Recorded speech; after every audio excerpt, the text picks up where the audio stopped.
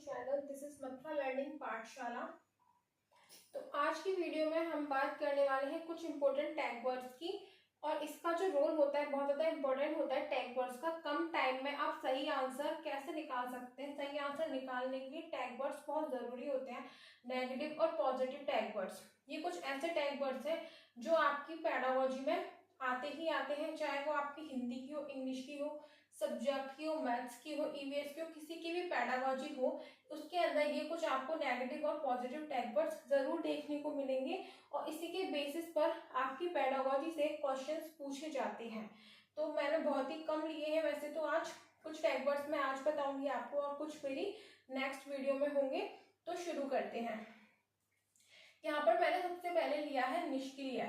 ये tag word आपने देखा होगा कि निष्क्रिय है, और यहाँ पे पॉजिटिव है सक्रिय, पैसिव और एक्टिव। पैसिव और एक्टिव। एनसीएफ की बात करें तो अगर आप एनसीएफ में पढ़ेंगे इस चीज के बारे में तो बहुत ज्यादा बोला गया है। सक्रिय टैग वर्ड क्या होता है कि आज के टाइम में जो बच्चे होते हैं उनकी जो शिक्षा होती है वो किस पर केंद्रित होती है, बच्चों पर केंद्रित होती है। आजकल की जो शिक्षा होती है तो बच्चों से रिलेटेड जो भी चीजें होंगी वो सक्रिय होंगी, पॉजिटिव होंगी। बच्चों को एक्टिव मानना, ठीक है, बच्चों से जुड़ी हुई चीजों को पॉजिटिव में लेना होगा। तो वहां पर आजकल की जो शिक्षा है वो ऐसी ही है, पहले की तरह नहीं है, ठीक है। तो इसलिए जहां पर भी आपको सक्रिय टैग वर्ड दिखाई देता है तो वहां पर आपको बिना सोचे समझे ऑप्शन में टिक कर देना है। और वैसे ही निष्क्रिय जो है ये एक नेगेटिव टैग वर्ड है। नेक्स्ट आता है कंठस्थीकरण, रोट मेमोराइजेशन। इसके लिए तो बिल्कुल भी नहीं बोला जाता है। कंठस्थीकरण, रोट मेमोराइजेशन एक नेगेटिव टैग वर्ड है। अगर ऑप्शन में कहीं पर भी ये दिखाई देता है तो आपको बिल्कुल भी ये ऑप्शन टिक नहीं करना है, क्योंकि आजकल की जो बच्चों को शिक्षा दी जाती है वो बिल्कुल भी रटने पर आधारित नहीं होती है, समझ पर आधारित होती है। बच्चों को इस तरह की शिक्षा देनी चाहिए जो समझ पर आधारित हो, ना कि रटने पर। नेक्स्ट आता है अर्थपूर्ण अधिगम, मीनिंगफुल लर्निंग। ये है एक पॉजिटिव टैग वर्ड। अगर आपको ऑप्शन में कहीं भी ये दिखाई देता है तो आपको इसको जरूर टिक कर देना है, क्योंकि बच्चों की जो शिक्षा होती है वो एकदम मीनिंगफुल होनी चाहिए, अर्थपूर्ण होनी चाहिए, जिसके अंदर अर्थ हो, उनकी समझ पर आधारित होनी चाहिए, ऐसी शिक्षा देनी चाहिए उनको। तो ऑप्शन में अगर कहीं भी अर्थपूर्ण अधिगम, मीनिंगफुल लर्निंग बोला जाता है, कहीं भी दिखता है तो एक पॉजिटिव टैग वर्ड है। नेक्स्ट है आपका समालोचनात्मक चिंतन। ये क्रिटिकल थिंकिंग होती है।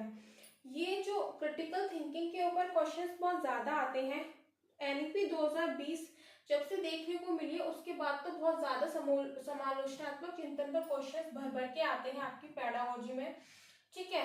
सीडीपी में आते हैं बहुत ज्यादा समालोचनात्मक चिंतन से क्वेश्चंस, और इसके आधारित पर बहुत क्वेश्चंस बनते हैं। पहले भी आते थे, पहले इतने नहीं आते थे, अब ज्यादा क्वेश्चंस आने लगे। तो ये समालोचनात्मक चिंतन, ये एक ऐसी थिंकिंग होती है जो बच्चों को खुद से ही तर्क वितर्क करके डिसीजन लेता है बच्चा इस थिंकिंग के अंदर। जैसे कि कोई भी एक क्वेश्चन है, ठीक है, कोई भी हमने बच्चे को एक क्वेश्चन दिया तो उसका जो सॉल्यूशन है वो एक से ज्यादा बार देने की सोचेगा।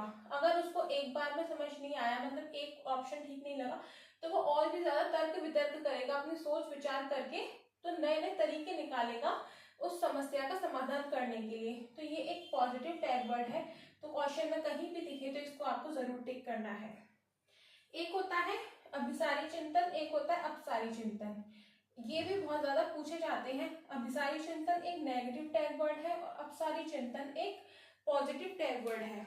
अभिसारी चिंतन इस तरह की चिंतन होता है कि जिसमें क्लोज एंडेड क्वेश्चंस होते हैं, क्लोज एंडेड आंसर होते हैं, और इसमें होते हैं ओपन एंडेड। मतलब इसमें अपसारी चिंतन में एक से ज्यादा आंसर होते हैं। जैसे कि फॉर एग्जांपल आपसे पूछा जाए क्वेश्चन में सचिन तेंदुलकर की कुछ खूबियां बताइए, तो एक खूबी थोड़ी ना होगी उसकी, एक से ज्यादा होगी, बहुत सारी होंगी। तो आप एक से ज्यादा जिस चीज का आंसर दे पाए, एक से ज्यादा तरीके से सोच पाए, तो वो होती है अपसारी चिंतन, जिसमें हम खुले विचारों के साथ कई तरीके से बहुत ज्यादा सोचते हैं। और ये होते हैं अभिसारी चिंतन। जैसे कि आपके होते हैं एमसीक्यू। MCQ, कोई आपसे क्वेश्चन पूछा तो उसका बस एक ही आंसर होता है। तो इस तरह से इसमें क्या होता है, क्लोज एंडेड आंसर होते हैं, बहुत ही कम, मतलब 1 या 2 शब्द में आंसर होते हैं। इसमें जो होता है सोच का विस्तार ज्यादा नहीं होता है। तो अब सारी चिंतन हमेशा पॉजिटिव में आता है, अभी सारी चिंतन हमेशा नेगेटिव में आता है। नेक्स्ट आता है आपका मानकीकृत, स्टैंडर्डाइज्ड।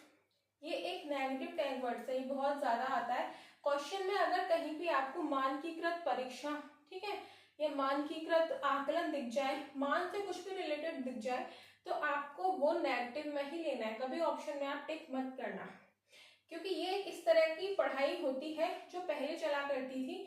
जैसे कि फॉर एग्जाम्पल, जैसे कि बच्चों को अंकों के आधार पर बांट देना कि 100 में से 60% लाने वाले बच्चे ही होशियार हैं, या फिर यही माने जाएंगे पढ़ने वाले, बाकी बच्चे नहीं हैं। इस तरह से उनको एक अलग उस पर किसी भी चीज के बेसिस पे उनको डिवाइड कर देना, तो ये एक गलत तरीका था पढ़ाने का। आजकल की पढ़ाई में ये चीज नहीं देखी जाती, बच्चे की नॉलेज और उसकी समझ देखी जाती है। तो इसलिए मानकीकृत जो है वो एक नेगेटिव टैग वर्ड्स होगा। पॉजिटिव में आती है त्रुटि एंड भ्रांतियां, एरर और मिसकंसेप्शन। त्रुटि एंड भ्रांतियां देखने में आपको नेगेटिव लग रहा होगा, लेकिन ये एक पॉजिटिव टैग वर्ड होता है, क्योंकि त्रुटि और भ्रांतियां, एरर और मिसकंसेप्शन सभी बच्चों में पाए जाते हैं। छोटे बच्चे जो होते हैं, बहुत ज्यादा छोटे बच्चों की यहाँ बात की जा रही है, और छोटे हो या बड़े हो, मिसकंसेप्शन तो सभी में होते हैं। बच्चों की जो गलती होती है वो बहुत इंपॉर्टेंट मानी जाती है। टीचिंग लर्निंग प्रोसेस में बच्चों की जो गलती है वो असफलता के रूप में नहीं देखी जाती, बल्कि जो बच्चों की जो गलती होती है, उसकी जो एरर और मिसकंसेप्शन होते हैं, वो एक सफलता का प्रोसेस होता है। अगर बच्चा गलती नहीं करेगा तो वो सीखेगा कैसे, गलती नहीं करेगा तो क्वेश्चंस कैसे पूछेगा, नई चीजें कैसे सीखेगा। तो इसलिए बच्चों की जो त्रुटि होती है, भ्रांतियां होती है, उनको हमेशा पॉजिटिवली लेना चाहिए। इसलिए ये दोनों जो वर्ड्स होते हैं ये पॉजिटिव टैग वर्ड्स में आते हैं। नेक्स्ट है आपका नेगेटिव टैग वर्ड है कठोर, रिजिड। कठोर हमेशा नेगेटिव टैग वर्ड होता है, और लचीलापन, फ्लेक्सिबल हमेशा पॉजिटिव होता है। क्योंकि आपने देखा होगा कठोर बच्चों की जो आजकल की जो पढ़ाई होती है उसके अंदर लचीलापन बहुत ज्यादा देखने को मिलता है। कठोर तरीका नहीं अपनाना चाहिए बच्चों के साथ। जैसे पहले पढ़ाया जाता था, पहले के टाइम में टीचर क्या करते थे, बच्चे ने कोई गलती की और सीधे उसको मारना शुरू कर दिया या उसको पनिशमेंट दे दिया, ठीक है, या फिर उसके लेवल से ऊपर के क्वेश्चन पूछ लिए। ये चीज टीचर को मतलब भी नहीं है कि सिलेबस में है या नहीं। तो इस तरह की जो कठोर चीजें थी वो पहले हुआ करती थी, अब ये चीजें नहीं है। अब क्या हो गई है, लचीलापन होना चाहिए, फ्लेक्सिबिलिटी होना चाहिए। आज के डेट में जो एजुकेशन बच्चों को दी जाती है, शिक्षा जो दी जाती है, उसके अंदर के अध्यापक, टीचर्स को भी बोला जाता है कि अपनी जो आप पढ़ाते हैं उसके अंदर फ्लेक्सिबिलिटी होनी चाहिए, टीचर के अंदर पढ़ाने के तरीके के अंदर बहुत ज्यादा, कि बच्चों को अगर कोई चीज नहीं आती है तो उनको वो चीज बार बार समझाई जाए। ये नहीं कि अगर वो गलती करें तो तुरंत उन पर कठोरता अपना दी, उनको मारना पीटना शुरू कर दिया, पनिशमेंट दे दी। तो इस तरह की चीजें अब नहीं चलती हैं। तो कठोर जो है आपका एक नेगेटिव टैग वर्ड है, और जो फ्लेक्सिबल है, लचीलापन, ये आपका एक पॉजिटिव टैग वर्ड में आएगा। आई होप आपको कुछ टैग वर्ड्स अच्छे लगे होंगे, हेल्पफुल रहे होंगे आपके लिए। इसके बाद मैं नेक्स्ट वीडियो लेकर आऊंगी जिसमें और भी आपके टैग वर्ड्स होंगे। उसके बाद में सब्जेक्ट के वाइज भी टैग वर्ड्स लेके आऊंगी, जैसे इंग्लिश में, CDP में, या EVS या SST की पेडागोजी में जो अलग अलग टैग वर्ड्स आते हैं वो कुछ टैग वर्ड्स लेकर आऊंगी। ये कुछ कॉमन टैग वर्ड्स थे जो आपके सभी में काम आएंगे। वीडियो थोड़ी सी भी अच्छी लगी तो लाइक और शेयर कर देना, चैनल पर पहली बार आए हैं तो सब्सक्राइब कर देना। And thank you for watching. मिलते हैं नेक्स्ट वीडियो में।